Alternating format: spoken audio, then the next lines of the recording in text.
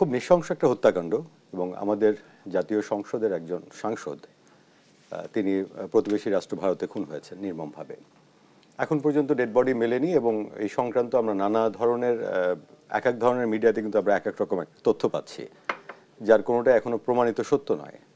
একটি প্রমাণিত সত্য, সেটি হচ্ছে উনি নিহত হয়েছেন এবং তার দেহটা খুঁজে পাওয়া যাচ্ছে না এবং তার দেহটাকে খুব নৃশংসভাবে অনেকগুলি টুকরো করে শুধুমাত্র ওটাকে যাতে কেউ খুঁজে না পায় সেজন্য আর কি, লুকাবার জন্যে এটাকে অনেক টুকরো করে বিভিন্ন জায়গায় এটাকে ফেলে দেওয়া হয়েছে। এবং আপনারা জানেন এই কাজের জন্য মুম্বাই থেকে এক কসাই তাকে আনা হয়েছিল এবং সেই কাজটি করেছেন এবং তাকে নিয়ে পুলিশ, কলকাতার পুলিশ, তারা বিভিন্ন জায়গায় তদন্ত এসে যাচ্ছেন,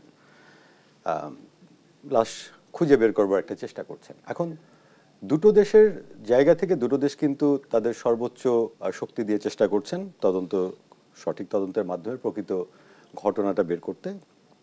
এর মধ্যে মিডিয়া, অনেক উৎসুক মিডিয়া থাকবে, অনেক রেসপন্সিবল মিডিয়া থাকবে, সত্য কিছু তথ্য আসবে, কিছু অতিরঞ্জিত তথ্য আসবে, নানান কাহিনী এখানে হয়ে বলা হচ্ছে সম্ভাবনা হত্যার কারণ হিসেবে সাংসদের ব্যবসা এবং কেউ কেউ কিছু কিছু মিডিয়া বলছেন সোনার কারবারি ছিল এবং আপনার হুন্ডি ব্যবসা, এই ধরনের অনেক তথ্য অপতথ্য এখানে আসছে, আমরা এখনো জানি না। এখনো কিন্তু সবাই যে গ্রেফতার হয়েছেন তাও না, সবাই গ্রেফতার হয়নি, কিন্তু যাদেরকে পরিকল্পনাকারী হিসেবে যাকে বলা হচ্ছে উনি তো আমেরিকা প্রবাসী, হ্যাঁ, ওনাকে এখনো ধরা যায়নি। আর ওনার সঙ্গে যারা ভারত সফরে ছিলেন সেখানে একটি মেয়ে ধরা পড়েছে এবং যদিও সে আদালতে আজকে বলেছে যে সে এটার সঙ্গে কোনোভাবেই সম্পৃক্ত না। তো যাই হোক, সেটা তদন্তের মাধ্যমে আসবে। আসলে আমাদের জায়গা থেকে হুট করে কে খুন করেছে কে খুন করেনি এটা বলবার কিন্তু সুযোগ এখনো আসেনি।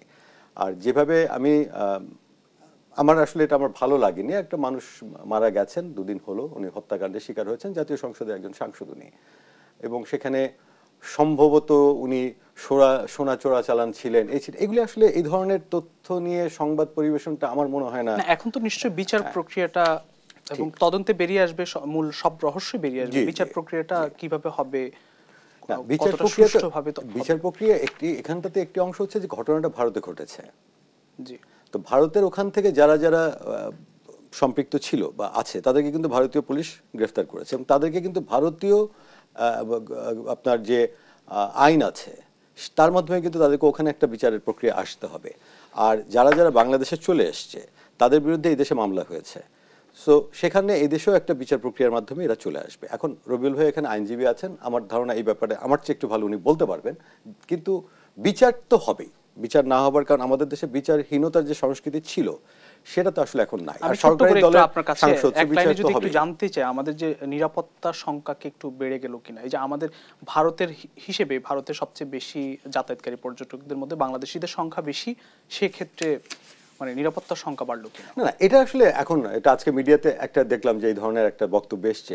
নিরাপত্তা আসলে এই ধরনের নিরাপত্তা, একটা লোক হঠাৎ করে তাকে যদি পরিকল্পিতভাবে কেউ হত্যা করে সেখানে আমাদের সামগ্রিক সবার নিরাপত্তাহীনতা ঘটে যাচ্ছে, এটা ভাববার কোনো সুযোগ নেই। এখানে আমরা চারজন বসে আছি, এখন হঠাৎ করে কেউ যদি উত্তেজিত হয়ে কাউকে এখানেই হত্যা করে ফেলে, তো কালকে যদি বলে যে দেশ টিভির প্রোগ্রাম করে যাওয়া নিরাপদ না, এটা তো আসলে আমার মনে হয় একটা বাড়তি তথ্য যোগ করছি আমরা, যেটা শঙ্কা হিসেবে নিচ্ছি, এটা ঠিক না।